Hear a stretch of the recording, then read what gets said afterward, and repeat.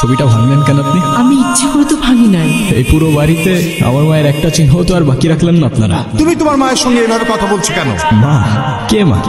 ওনাকে বলে দিয়েন যারে তারে এনে আমার মায়ের জায়গায় বসাই দিলেই সে আমার মা হয়ে যাবে। এতদিন সবকিছু আমি সহ্য করেছি, মেনে নিয়েছি। সামান্য একটা ভুলের জন্য এতটা বছর এরকম করা কোনো মানেই হয় না। ওনাকে বলে দিয়েন এটা কোনো সামান্য ভুল ছিল না। আমি হব বলে এখনই তো অ্যাক্সিডেন্ট হয়ে যেত, তারপর দোষটা হইতো আমার। আরে আজও এখনো দাঁড়ায় আছেন কেন? সরেন। এভাবে একা রাস্তায় দাঁড়িয়ে আছেন কেন? কোনো সমস্যা? আপনি কোন দিকে যাচ্ছেন? আপনি কোথায় যাচ্ছেন? রূপগঞ্জে। আপনি চাইলে আমি আপনাকে ড্রপ করে দিতে পারি। কোনো ঝামেলা নাই তো? না মানে দেখা গেল আপনি আপনার মতো পালাই গেলেন ঠিকই, কিন্তু ফেসে গেলাম আমি। আপনার যদি এরকম মনে হয় আপনি আমাকে নামিয়ে দিতে পারেন। ফাঁকা রাস্তা, একা একটা মেয়ে মানুষ, তার উপরে আবার বিয়ের সাজি, রিস্ক তো আছে বস। আপনাকে ধন্যবাদ বলে ছোট করব। আপনি সত্যি আমার অনেক বড় উপকার করলেন। আচ্ছা আপনি এখান থেকে তাহলে কোথায় যাবেন? আমার একটা ফ্রেন্ড আসবে, আপনি তাহলে যান। হ্যাঁ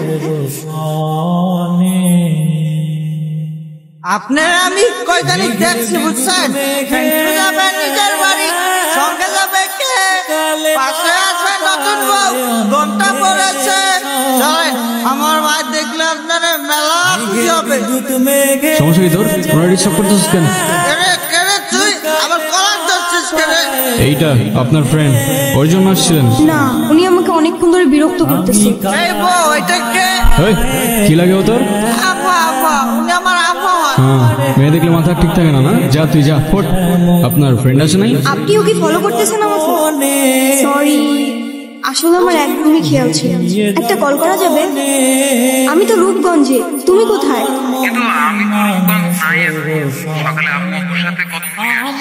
তোমাকে না কালকে বললাম আমি রূপগঞ্জে আসতেছি। মিলন হবে কত দিনে, ও মিলন হবে। কি হয়েছে? কোনো সমস্যা? না মানে আপনি কি আমাকে একটু শ্যামপুর স্টেশনে পৌঁছে দিতে পারবেন? আমার মনে। আচ্ছা আপনার বয়ফ্রেন্ড কই? ও আসে নাই? আচ্ছা আপনার ফোনটা একটু দেন। আমি স্টেশনে এসে দাঁড়ায় আছি, তুমি কই? প্রবলেম মানে?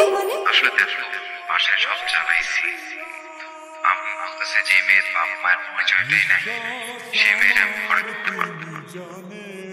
আচ্ছা আমার সাথে বারবার কেন এমন ভাবে বলতে পারেন? আচ্ছা কি হয়েছে বলেন তো? সে যেহেতু আসে নাই, আপনি বাসায় ফিরে যান। থাকে না না, লজ্জা, আমি আর ওই বাসায় ফিরতে পারতে না, আর কখনো ফিরতে চাইও না। ফিরতে চান না মানে? ঠিক বুঝতে পারলাম না। মা বাবা হারানোর পর আমি আমার মামা বাড়িতেই বড় হই। মা বাবার ভালোবাসাটা কি সেটা আমি কখনোই বুঝিনি। আমি ভাবতাম মামা মামির মধ্যেই হয়তো আমি আমার বাবা মার ভালোবাসাটা খুঁজে পাবো, কিন্তু করে সে জানে কিরে ওই প্রেম এত দেরি হলো যে? জানে জায়গা যাও, বেতন দিছে না? মানুষের শোনে মামা দিছে। তো খারাপ আছিস কে? টাকাটা দে। এই 500 টাকা তো বেঁচে রাখ। আর তোর মামি আসলি কোষ? আমি হাটে গেছি। হ্যাঁ হবে কত দিনে। মামার একটা বদ অভ্যাস, মামা আসতো 3 বেলা না খেয়ে থাকলেও তার ছাড়া এক মুহূর্ত চলত না। আর তার সঙ্গী ছিল জাহাঙ্গীর। আমার মনের মানুষের, জাহাঙ্গীর নিজের স্বার্থ উদ্ধারের জন্য সবকিছু করতে মানুষের। এইগুলো ওরে পড়ায় নিয়ে আসো, আজকে জাহাঙ্গীরের লগে ওর বিয়া দিবি। কি কর? মাইয়াটার তো কিছুই কর না। কেন ওরে কল লাগবো কেন? বেশি কথা বাড়ায় না তো। যাও ওরে রেডি করে নিয়ে আসো, যাও।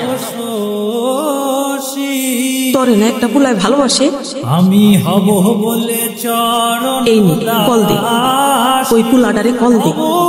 কল দিয়া পুলাটার সাথে পালায় আসা, তোর জীবনটা নষ্ট করিস না। ও নাকি আমাকে অনেক ভালোবাসে, আমার জন্য সবকিছু করতে পারবে। ওর কথাগুলো শুনলে মনে হতো পৃথিবীতে অন্তত কেউ একজন আছে যে আমাকে সত্যিকারের ভালোবাসে।